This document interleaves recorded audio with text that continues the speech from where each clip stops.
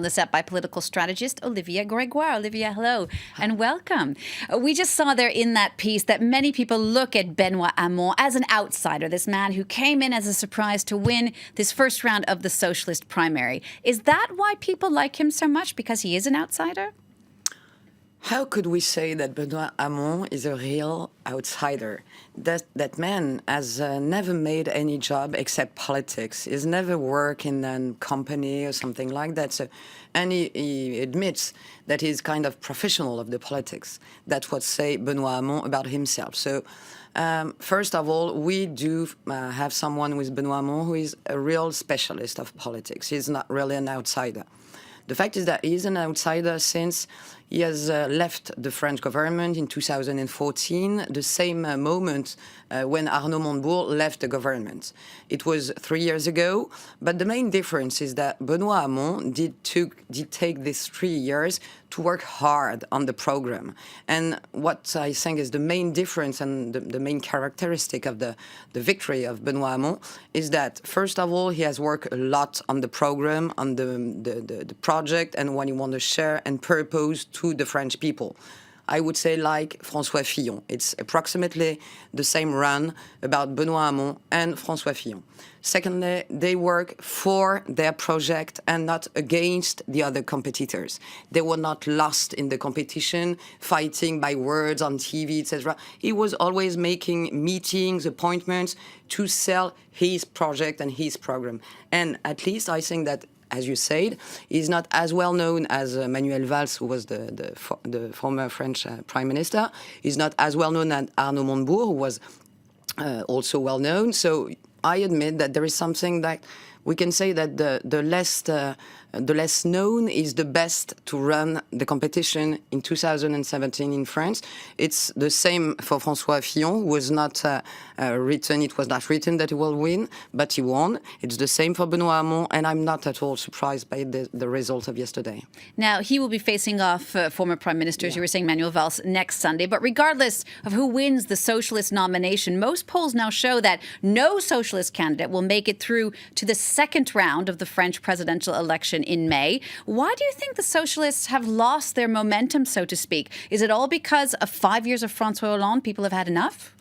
I'm not sure it's 5 years of François Hollande. I feel it's 5 years of power. Power is very exhausting for people who drive the power. And I think that Manuel Valls and all the Socialist Party has been quite tired by all the years that they spent at the government. It's always the same for the left and the right.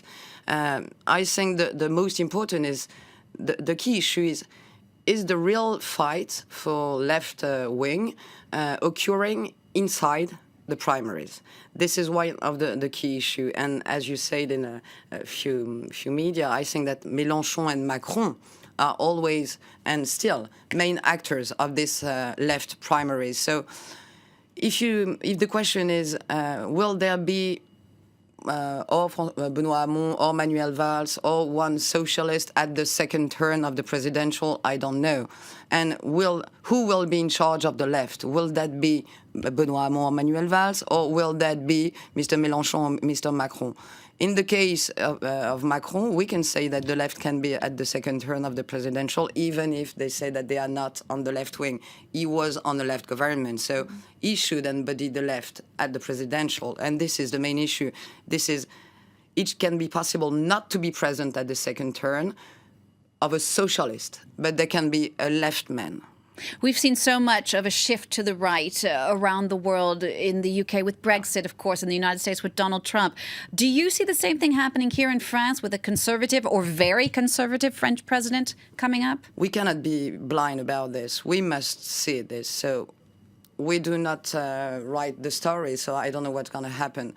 What's weird for us when we watch at what's happening in the US with Trump, etc., and what's happening now at 3 months or 4 months of the presidential is that it's quite weird because we don't see that much Marine Le Pen.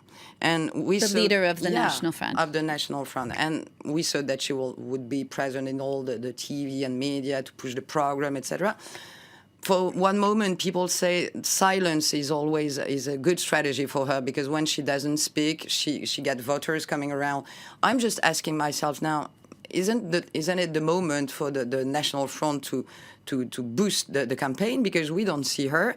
And also something which is very important is that when you see Trump won and didn't change during the campaign. It was Trump at the beginning, and it was the same Trump at the end, even if you don't like it.